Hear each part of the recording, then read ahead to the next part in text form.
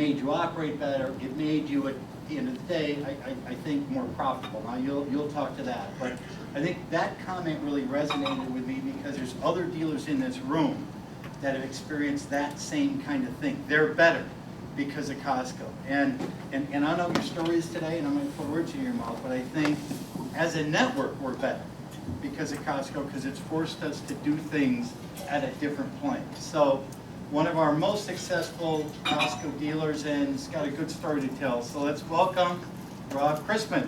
Bob.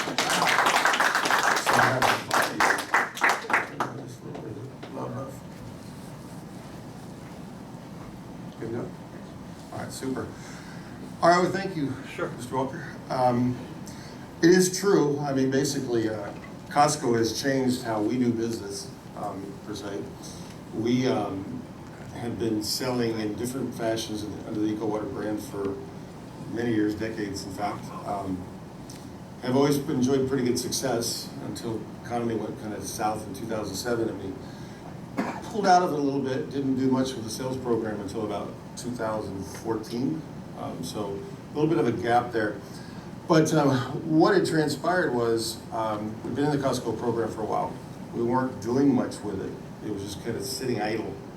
And I will refer to a letter or email that was written in April 1st of 2014 that came from Rick.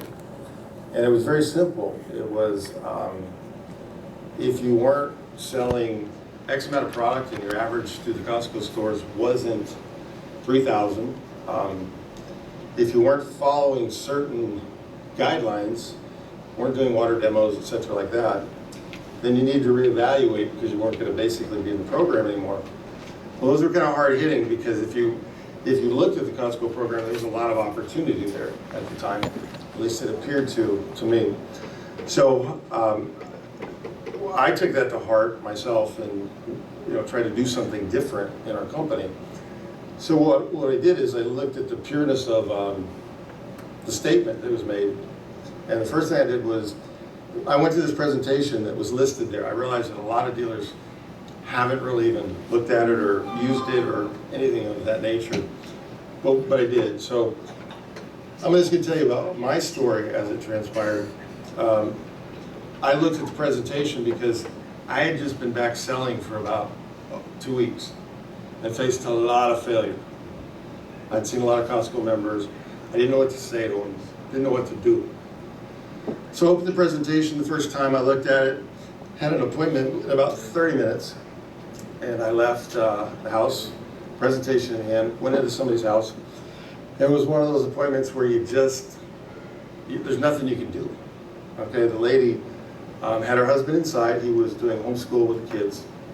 So I was taken to the garage where I could present selling a water softener.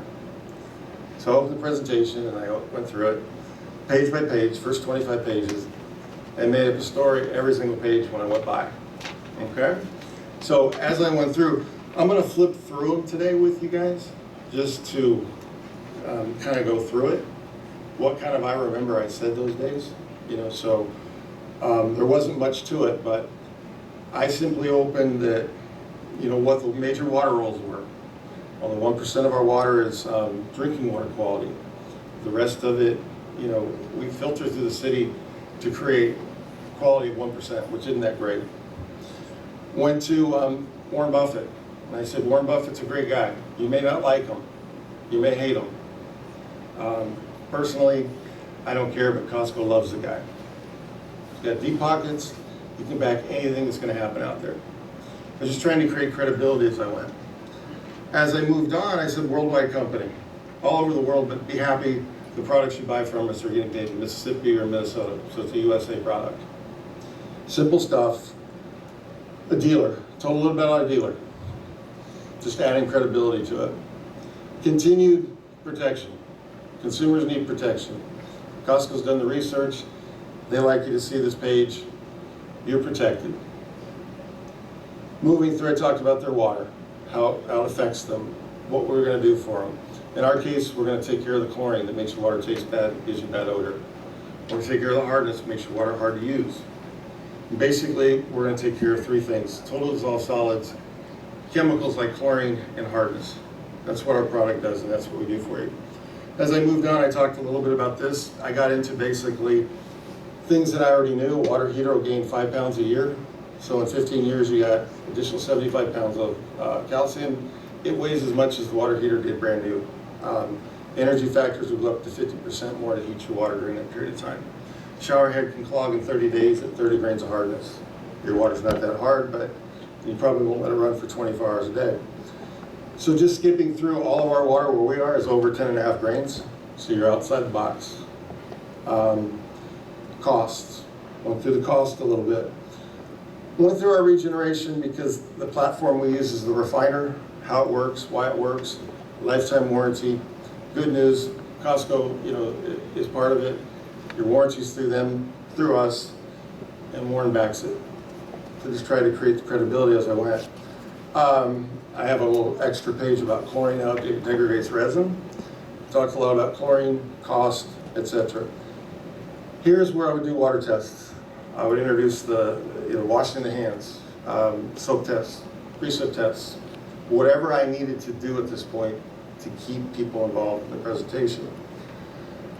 How it feels on your skin. Got that out of the way. Clothes. Crunchy clothes, if you hang them up online, they're hard as rock. What it costs them, soaps, etc. As I move forward, I ended up on this page where I told my story. The only reason I go through that with you is because I didn't have a plan before I got the presentation. It created me a roadmap to get from point A to a point where I could do something with the customer. As I learned it, my first one, of course I didn't sell it in the garage with the one lady with her husband in the house, but I followed up much like the Centel program. I did my callbacks, I did them in the first 30 days, 60 days, 90 days. The moral of that story is that lady finally bought after 6 months with just strictly following up. My second two, not so good, crashed and burned, so 0 for 3. I hit the fourth one. I remember I was there for 4 hours. Grind and grind and grind. He finally signed up. I would have never got there without the presentation at that time. My next 8 presentations sold all 8, okay? They got quicker, faster, more efficient as they went on. Without that success, I probably would have thrown it in the trash. Okay, but with success, we learn. What it taught me was, as I watched the customers and learned the presentation, I was no longer, I already knew the story. I could watch their eyes, I could see the reaction. I realized the customers reacted to certain pages, they reacted to certain things I said. Because I was saying the same thing over and over and over, repetition, repetition, repetition. It allowed me to learn where the key points were, what they were responding to, and so forth. Now, I did this because I wanted to train other people to do it. So I was very regimented, I wanted it to be simple. When I opened my presentation, I would say, I can answer any question you may have today. However, to be fair with you, we have Costco's 50 states, dealers all over the country. This presentation is made for all dealers. I'm going to show that to you. Whatever questions it doesn't answer, I can handle them. I'll answer those questions at the end of the presentation. And people accepted that. When I got to the end, everybody said they had no questions. Maybe because they didn't want to go any longer, who knows. However, it worked. Because normally, I'm fending off questions from the minute I walk in the door. And I don't know what those questions are coming from. They could come from my competition. They have control of me. I have complete control of the customer when I'm working off of a presentation. So as I learned, I immediately started to train after about 2 months some green peas, no education in the water business whatsoever. Well, they had a hard time learning, so I printed at the bottom of every page exactly what to say. Now the customer could read that as well. And I felt it was really like training wheels, but maybe not a good program, but as I trained with the training wheels on, I noticed customers reading every line. I noticed the salespeople reading every line while I was talking. It was easy to gauge what they were doing because they weren't even looking at me. However, if I missed a sentence, a statement, they would bring it up. They'd say, well, you missed this part. And I was like, wow, this is really strange. But those people were buying too, even the ones that were reading the script with them. So the salespeople I trained never took off the script because it was right there for them.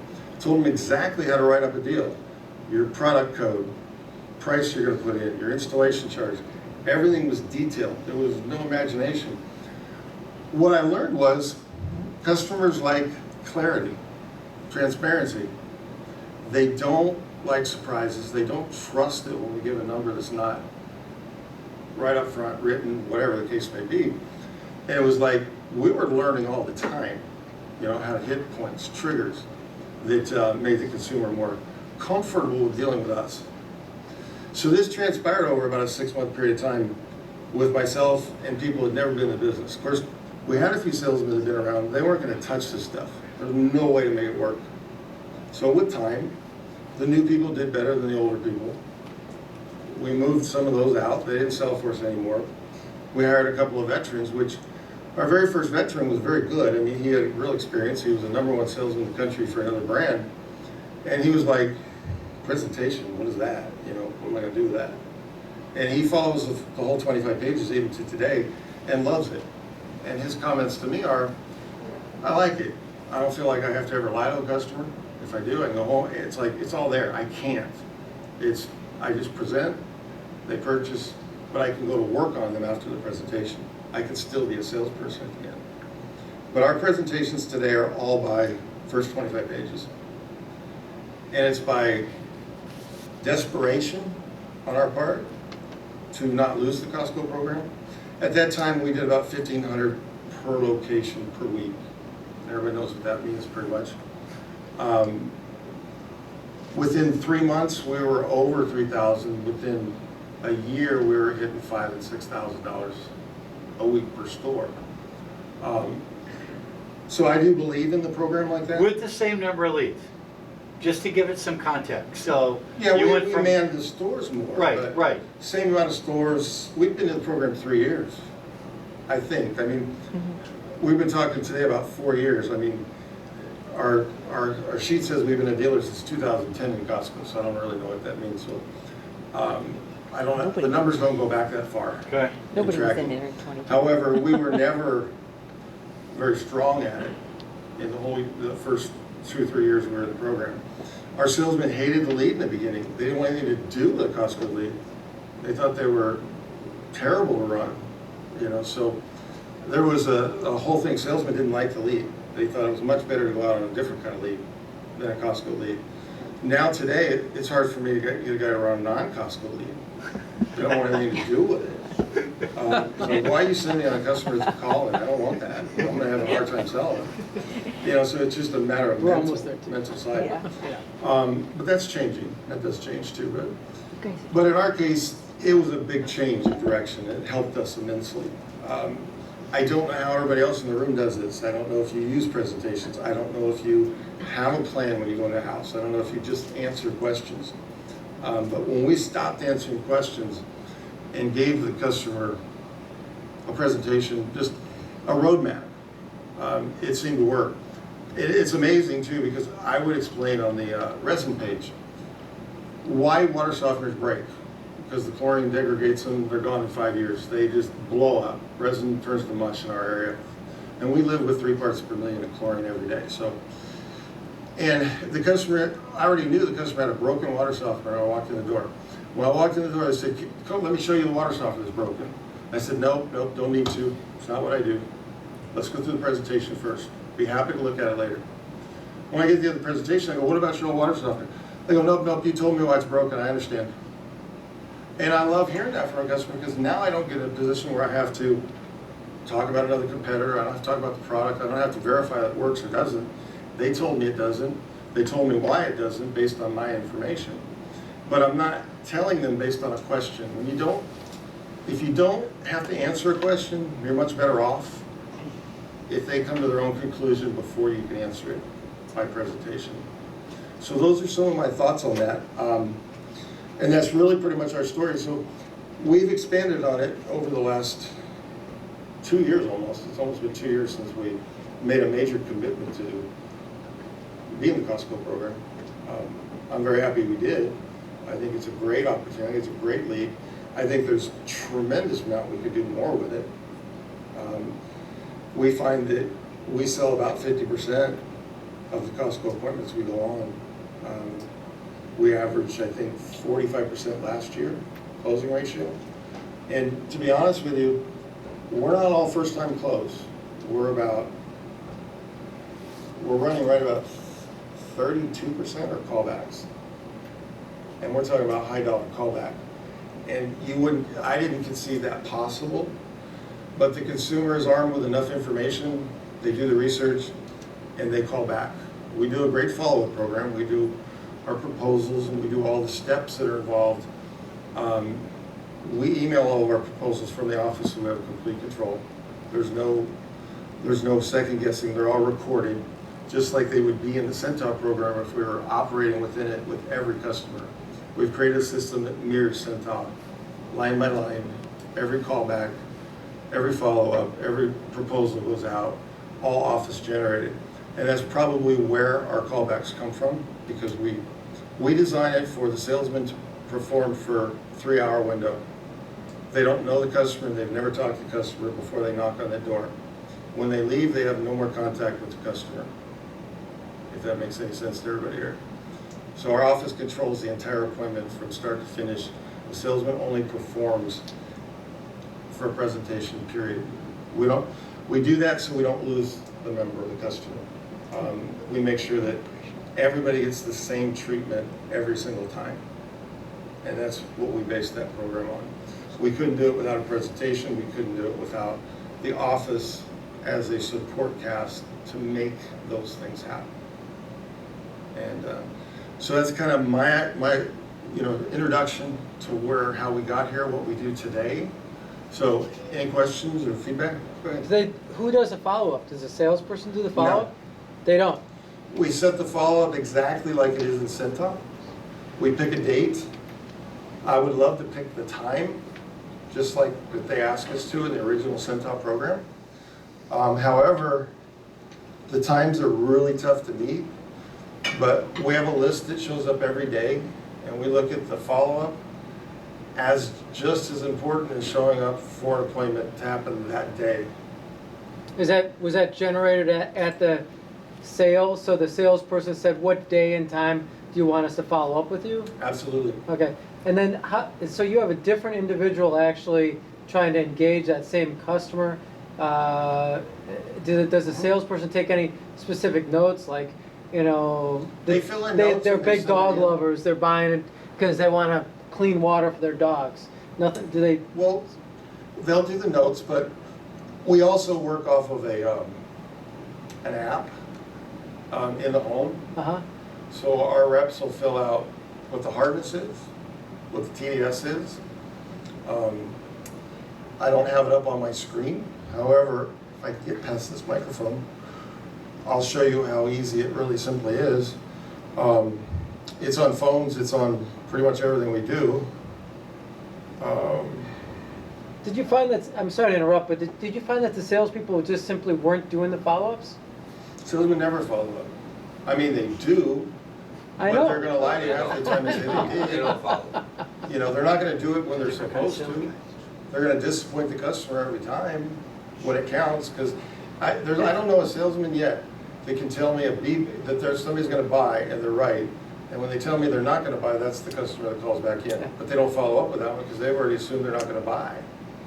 So it's a great idea. I mean, I applaud you for it, because we wrestle with salespeople all the time, and when they are still closing 40% and yet not following up on the 60, you're sort of like, well, I'm glad I got the 40, but this is a great idea. Well, this is a simple app. Basically, when we put in the customer number, it comes out of our appointment system. It fills in a name, address, everything that's in the system. The second thing it does is we go through and we fill out the hardness, if it's a loop. Yeah. Because salesmen never remember if they have a loop or a full line when they go back. So we have them fill in the data before they ever present what the data is at the home. Then we have them go outside and we take pictures and attach it to the file. So they can at least look at a picture and remember the house. Yeah. I would love to just take a picture of the customers so they can remember their face. What's the name of the actual app you're using? We built it ourselves. It's a self-made, we had a company build it for us. But it's got, it works for what we do in our, our company, but it's not hard, but it's attached to We built an app too. our own, That's a good idea. if you want, like Salesforce, but we also built that too. It's not anything you can get on the market. It's all self-built inside our company. So we have, our appointment system is off of Smartsheet, if anybody's ever heard of it. But the whole platform is based in Smartsheet. And the apps are all attached to Smartsheet and built on that platform. So you're not going to find it anywhere we have it. It's not hard to duplicate, probably in a CRM. But by having, if it's a loop, all the factors, then they go to product. They just pick the product they're going to sell. It automatically hits the price. There's no price differential ever in our product. We have 5 choices on installation charge. So we got our variance there. We can go higher and actually negotiate the installation a little bit. That's our money. That's what we get paid to do our service. So therefore, if the customer makes us believe we should charge them a little less because it's a little easier than the last guys, we'll negotiate $100, $200 off the installation. But it's pretty regimented. I can tell exactly based on price what the installation charge product, what product it is, everything by just seeing a price on ours. That gives us real consistency. It meets the criteria of what Costco's looking for. It gives the salesperson some flexibility. But in the beginning, the salesman always wanted to negotiate. I don't ever have any negotiation today. Nobody even makes a call with the request. It's just one price, fits all, boom. You're in a higher product, lower product, higher installation, lower installation. And people respect that. They don't argue the price with us anymore. It's a given. And it's probably the confidence in which we deliver it without the option to be able, they can't go anywhere with the price. It's pick a model number, price just pops up right on the screen. We hit with the amount in, it shows the Costco cash card. It shows the executive amount. So when we're all done with that, presenting to the customer, we have 3 choices. You're either going to place an order today, we're going to schedule a follow-up with an exact date, or we're going to just put a red dot on you and you're gone. You're not interested in the product. We sell for you're not interested. Our whole presentation is, if you're not interested, please tell me. We're not going to go any farther. We're not going to schedule a follow-up because that's a lot of work for us. It's a lot of work for you because we're going to follow up that day. So if you change your phone number, we're going to knock on your door. We're going to make sure we follow up with you because that's our commitment. Costco wants us to follow up. We have to follow up. And we get that commitment that people sell us on the follow-up. If they sell us on the follow-up, if they go get their calendar and they look, I'm off this day, I'll answer the phone. Emphasis is, we will contact you that day. Is this the best day? Just like setting an appointment to show up at their house. It's just as critical for us on the follow-up. Once we've set that follow-up, and it's a hard set, and they've talked us out of not following up. We try to talk them into it. Let's not follow up because we don't want to bother you. Just go ahead and tell me you don't want it. Yeah, you're not going to hurt my feelings because if I'm going to follow up, I got to put you in my system and that's work. So once they've committed that they want the follow-up, we do immediately go to, if you want us to follow up in a week, we could schedule the order and why are we waiting? So we do go into a sales role at that time. But we already committed the person on the follow-up. Once they won't place the order, we go back to, are you sure you don't want to know follow-up? We sell it back and forth very hard. We spend a lot of time going back and forth just on those 3 subjects. And what it boils down to is we have a very committed follow-up customer, and probably why we get as many callbacks as we do. We have a couple other things we do in there, but to entice them not to be the follow-up, be the order. But those are things that we just do. There's nothing about price drops, anything like that we do. It's just, we do have a very small incentive for them to do that. Yeah. I'm not asking for any numbers or anything, but if on your follow-ups, it's no longer your salesman that was at the house doing that follow-up, what happens if they then purchase? Does that affect your salesman? No, it's all geared for the salesperson. Okay. We're just going to do the job for them. Right. So After we've established follow-up, we're gonna put a date in. If it's an order, we're gonna put an installation date. So we got 3 things. Once we've done that, we submit that order to the office, either an order for installation or an order for a follow-up. The follow-up creates a proposal. It's the same numbers that they've just seen. The office checks the numbers and immediately forwards that to the customer. Sales rep can be still sitting in the house. They can go over it together on the computer. We don't leave anything in the house when we leave. We send a proposal. Now, we know the member has their proposal. We have an exact follow-up date.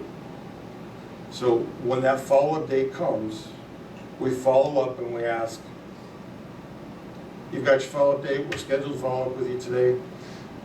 I work in the office, is there anything I can do to help you today? Are you ready, what can I do? If they want to place an order, it's real easy. We reschedule another appointment for the rep to go back out. So he just gets an appointment just like he did before. It's just checked off as a go back, call back sale. It's not a fresh appointment.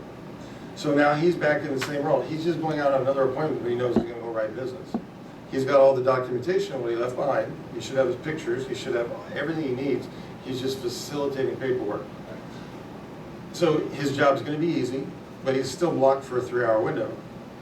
We use that in our selling to go to an order, because we do tell the member that I'm a facilitator, I'm not a sales rep. I'm giving notes, I'm getting all your stuff in your proposal. When they do the follow-up, if you say you want to go ahead with the order, I'm giving you notes because I may not be the guy that comes back. I want to make sure you're taken care of. And they go, what do you mean? You're my salesman. Well, no, I'm not. Anybody can do the job. It's a Costco program. It's just a matter of making sure you're happy. I haven't taken them away from the equation because most people don't want to go through the same process with another person. So that's value to somebody. It's like, you walked my house, you've done all these things. I want you to come back. I can't guarantee that. If they have me scheduled on the other side of town, they're not going to send me. They're going to send somebody else to facilitate the process. Because it's the company that's taking care of it. It's Costco that's taking care of it. If you go up, I'm not doing anything but my job right here. See, so we're taking all that away from them. We're taking them totally out of the sales arena. It's not a sale at that point, but there are pressure points where you cause them pain by having to redo something, having to do it over. Because at this point, they've committed to a follow-up. They're thinking they might go forward. We're just trying to help them back into it by taking things away because, no, this is too easy. I know we've gotten along, we've talked about extra stuff, but I'm going to make as good a notes as I can to make sure you're taken care of if I'm not available. Because you will get taken care of.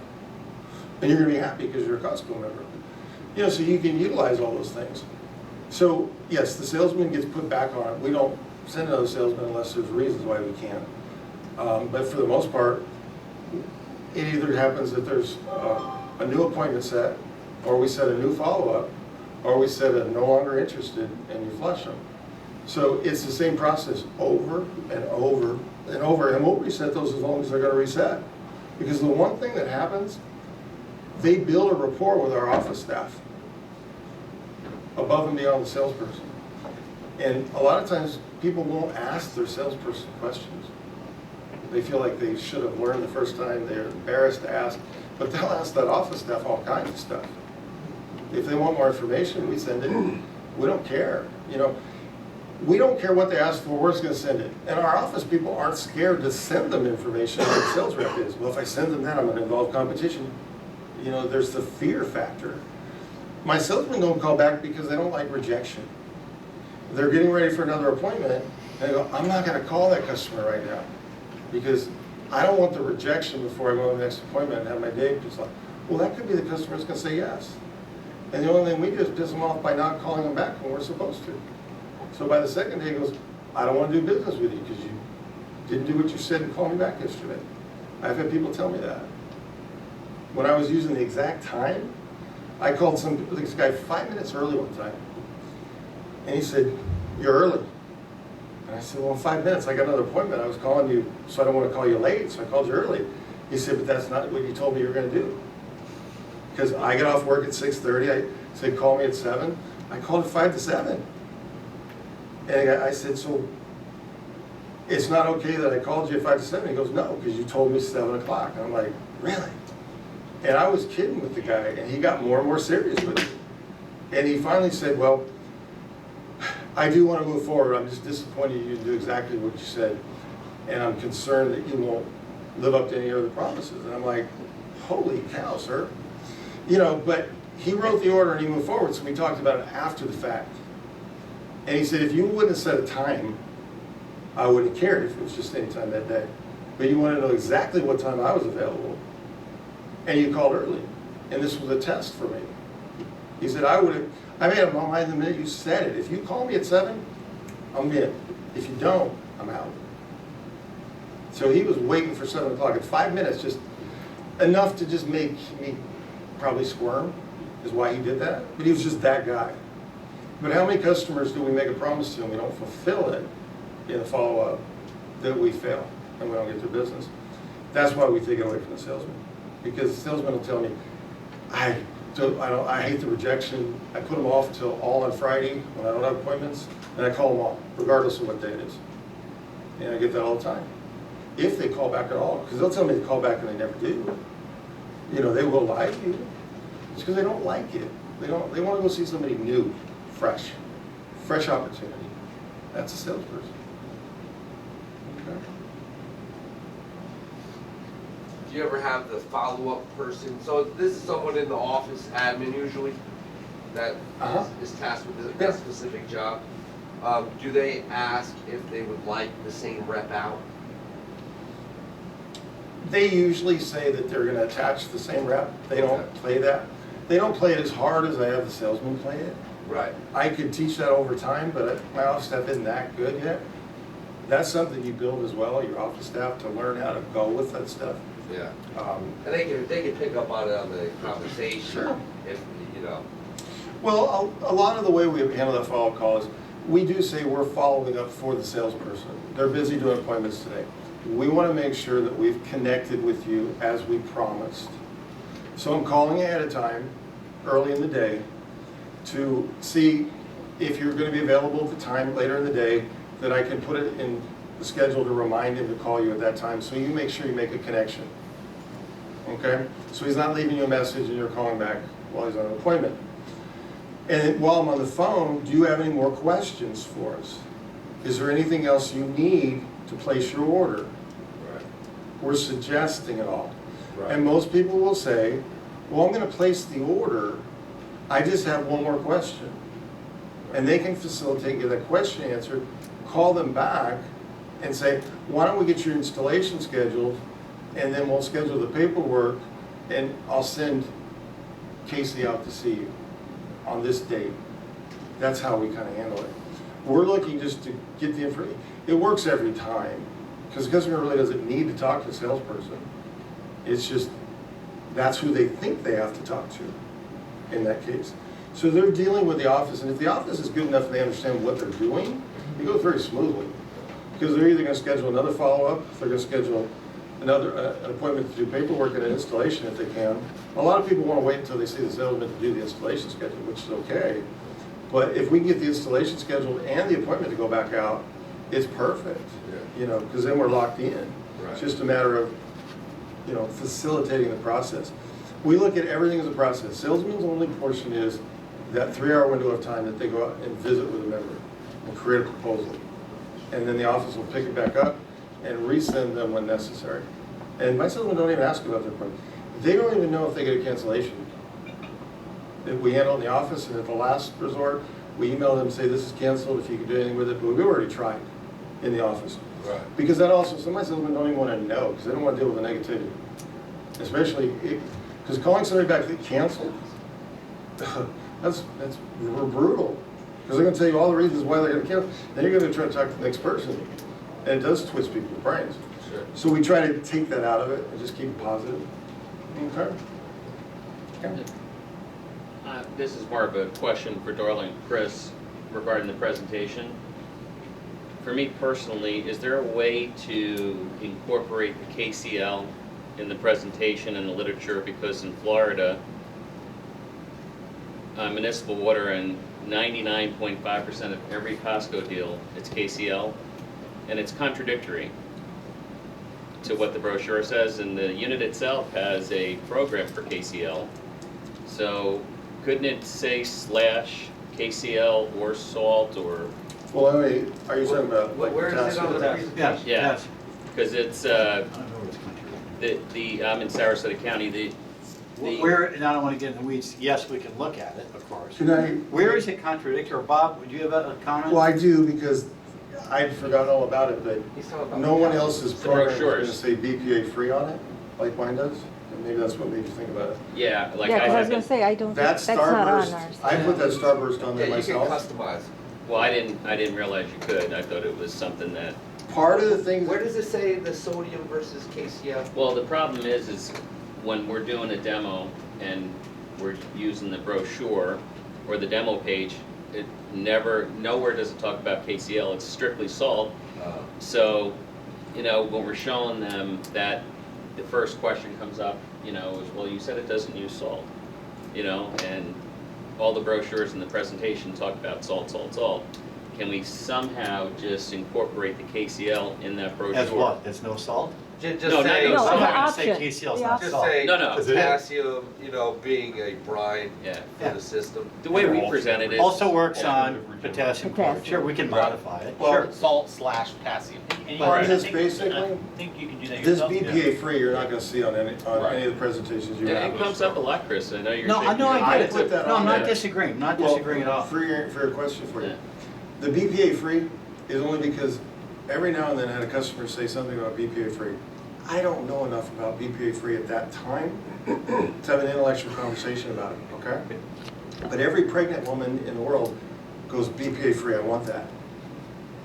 So I only put the Starburst there, so I didn't have to answer any questions. They'd say, it's BPA free, I want that.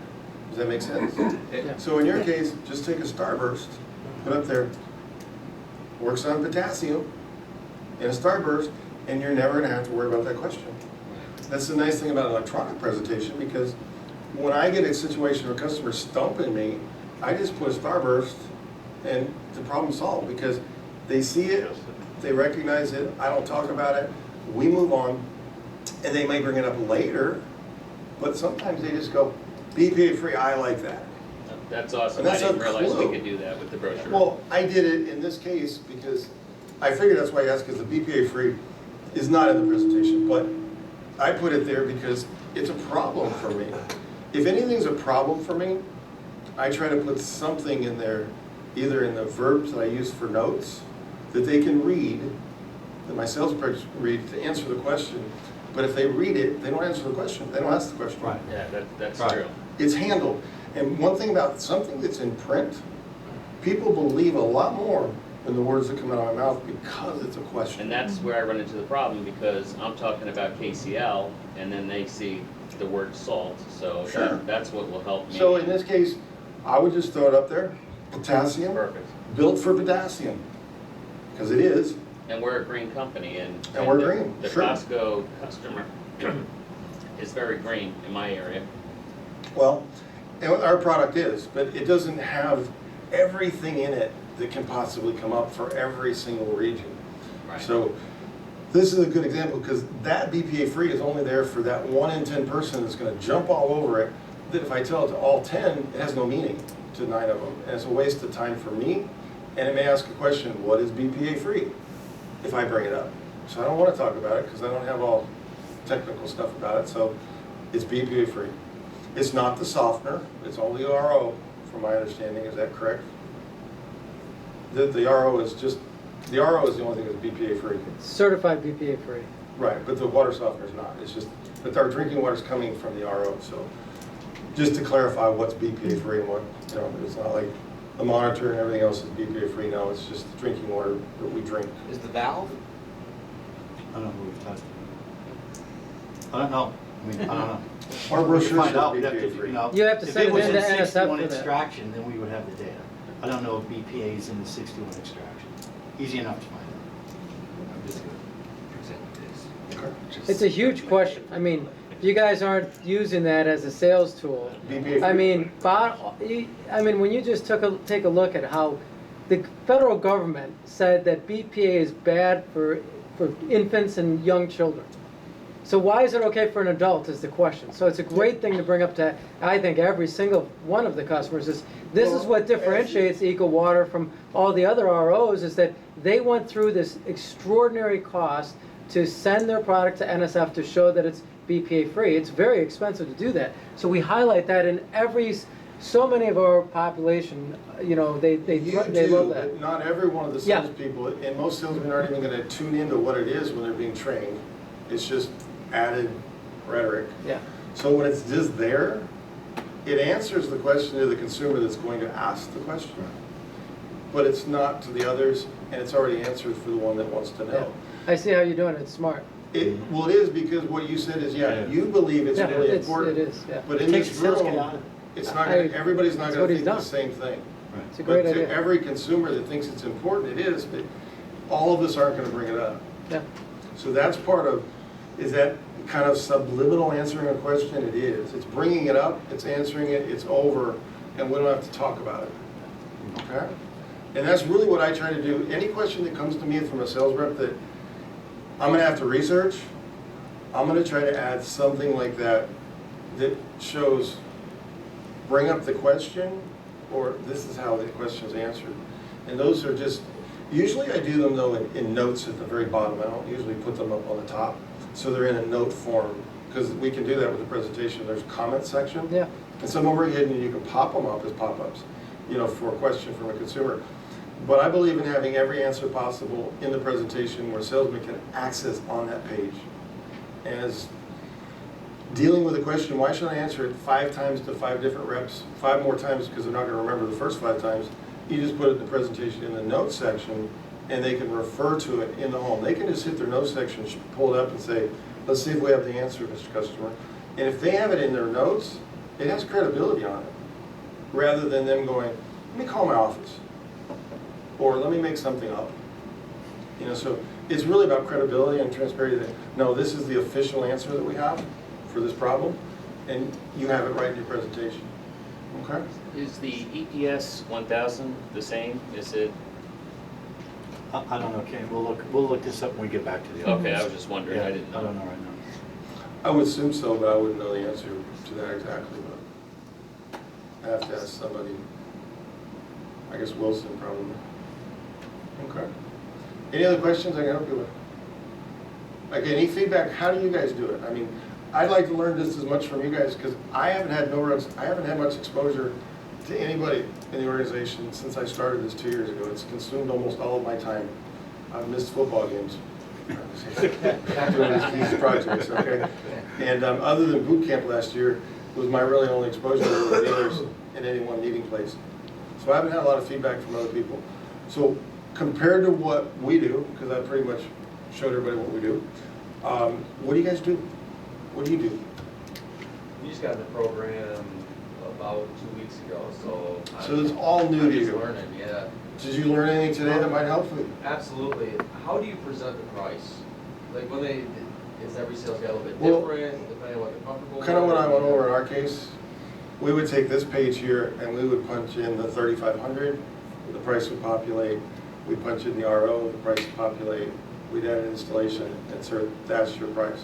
I can do it on my computer as an app, right? But we do it typically on our cell phones because we don't always have internet to work with in the home, but we always have it on our cell phones. So our guys are pretty used to just doing it on the cell phone and run. Some of them have tablets. The nice thing about tablets is you can run the presentation on one window, you can pop back and forth from the calculator on one screen. You know, so about 50-50 in our case. Some have tablets, some are using their phones. But we don't run for price. We give it to them. There's always, you know, going to be sticker shock at times. You know, people are going to, you know, have an explosion. Yes? Since you're asking for feedback, and I was part of the other meeting, Brian from BD Troutman, when they were talking about pricing, he finds it very beneficial to have structured pricing across the board so that the salespeople don't have to reinvent the wheel while in the home. It's very structured the entire time and regulated based on the systems.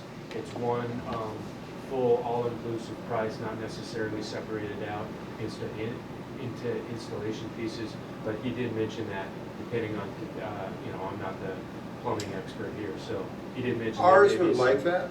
Ours are all, and I don't have it in this presentation because I didn't want to get into pricing discussion. Sure.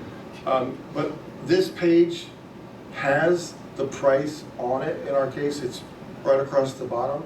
So it shows the bundle price, as you will, and it'll say in there plus installation. And our installations are $250 and up, depending on the plumbing work.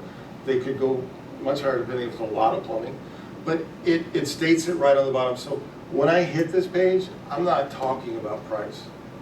They're seeing the price.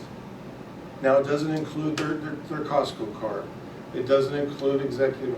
So that's something we're going to talk about while they're watching the price and they're listening to what I'm telling them about the unit. I'm talking about the unit. They're staring at the price, trust me. Their mind is, they're not listening to anything I'm saying up here because they're staring right there at the price. I mean, you can see it in their eyes. You can read what they want to ask you. There's no mystery. And they go, is that the Costco price? Is that, you get all kinds of questions. Sometimes you get nothing. And you just move to the next page. I don't tell them the price, they just see the price. Just like if they're in a store, they see the price. So I go to the next page, which in this case would be, I'm going to go right to, we're going to bypass the price because they just saw it. And I'm going to go to, that's what we go over what's covered in the warranty, right up front, that worksheet. And I got to get to, these pages are a little bit out of order. So we go right to the Costco card, and we talk about the 10% discount. They've seen the price, now we talk about the benefits and the value of buying through Costco. You've seen the price, now we're going to get 10% up to 13% back if you're an executive member. Okay, so now you can get up to 13% back. I love people's maths because they come up with all kinds of different numbers what that number could be. Sometimes it's really, really high and I don't say much. Sometimes it's really, really low and I help them out. But they're going to see that eventually anyway. So they're starting to go, oh, that's not that bad now. Because they've done the math and it's like, I'm getting all these discounts, so it's not this price, it's going to be this price. So you're hitting them with sticker shock and you're taking it away now with the value. So this to me is a value. I don't talk about what the price is of the Perfect 10. This is on the one that I received originally from Costco, or from Eco Water with the price of $3.99. It's a value of $3.99. This is what you get. Costco members receive this special. Makes you a Perfect 10 warranty, and then you've got your, in our case, refiners are lifetime warranty on the tank and the resin and media. So it's great. You get a media lifetime, you get your tanks, the working components, and then you get the added benefit of a full Perfect 10 warranty on the rest of your major components. So you got an excellent warranty back in your product. And you've already blown up the media in your presentation, right? Absolutely. That's what's awesome about it. Well, in this case too, then it comes up, your competition in our case is Kinetico a lot of times, Right. or Culligan or whatever, and we talk about the carbon. Because it simply states in the warranty, there is no maintenance on our carbon. It's a lifetime warranty, and a warranty is your product that's going to filter chlorine, taste, and odor for the lifetime of the original owner. So you can have this product, or you can buy another product that you're going to change the carbon out every 3 years for $300, $400, $500, depending on what product you have, which will save you in 10 years. You're going to save that at least 2 to 3 times, and that's a real value over other products. So I do add that into my presentation at that point. But it's all built in earlier when I talk about the resin. Right. I'm really setting the stage for closing the whole time I'm working down. I'm working on what I'm going to say at the end with the tools that I have through the program. Okay? So those 3 pages I go, and I've never talked about price. They've only seen the price. And that's when we use our calculator, by the way. We're going to do a proposal. Because our purpose to be there, and it starts at the lead route. We're not going to sell you anything. We're coming out to deliver you a proposal. On the wall, on the brochure, it says, you're going to arrange for an appointment. A specialist is going to come out, test your water, give you options and solutions on how to treat your water. We're going to leave you with a proposal, and when you're ready, you're going to schedule an installation. It's a 4-step process, and that's how we design our presentation for. So when we get this, we go into proposal mode. And if we're gonna do a proposal, we need a follow-up. If we're not gonna do a proposal, we just need, you're not interested in our product. And once you've committed to a follow-up and a proposal, what's stopping us from taking an order? What can we do? Hey, Bob, you said on the wall, is that something that you guys have graphics? No, it's on the kiosk. It's written 4 steps in the kiosk program. It's on the It's inside on the board. panel. But it's all, if you get one of the brochures that the customer takes home, Same thing. that process is also in there. Okay.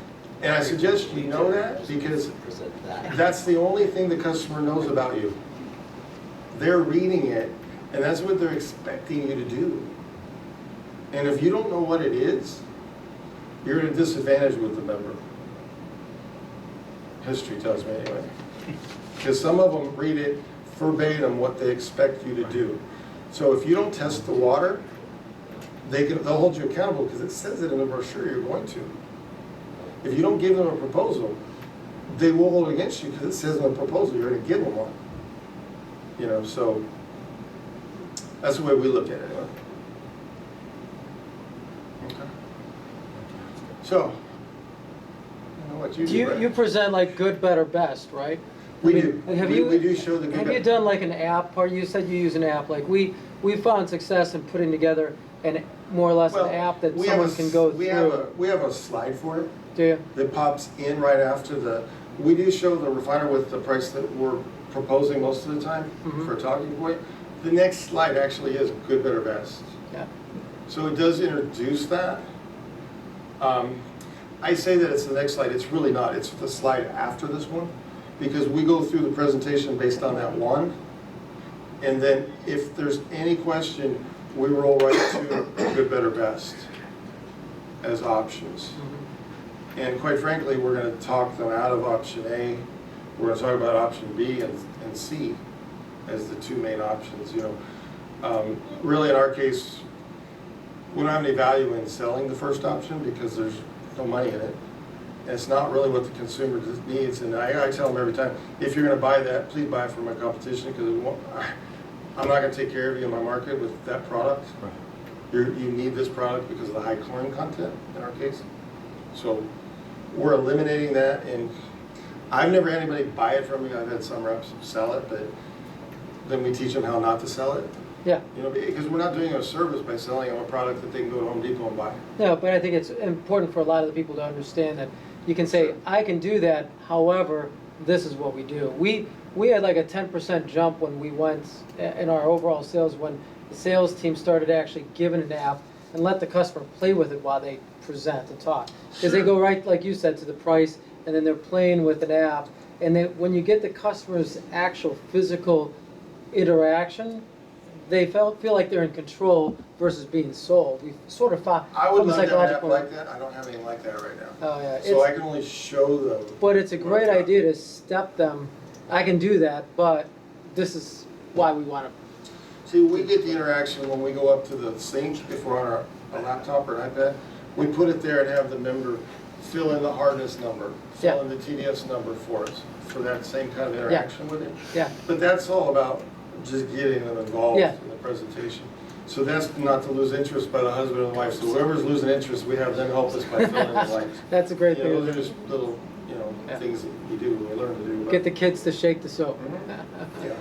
So how do you do your presentation?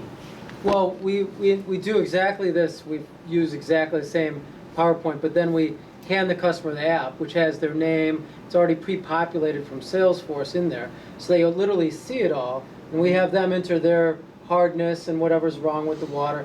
And then we say the presentation is sideways, and now they can choose the product category that's most interesting to them.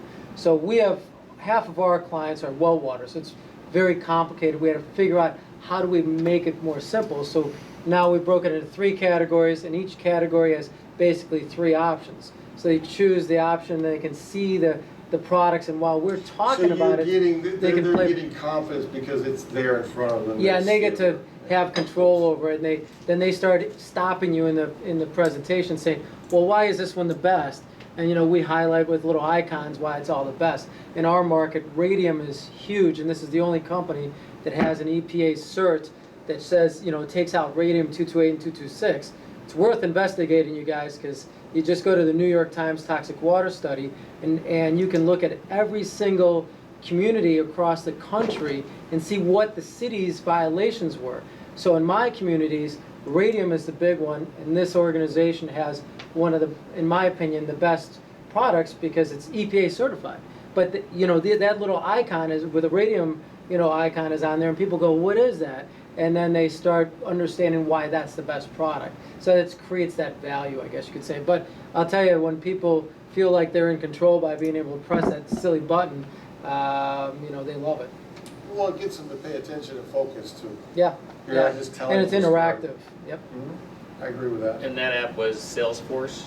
No, we had them this custom built. So, but it sits on the Salesforce platform. Okay. So Salesforce is it's a very programmable software. It's a CRM, but you actually have to get someone that programs it for Okay, you. we need to wrap up. Is there anything else that that anybody wants to throw in there? Or?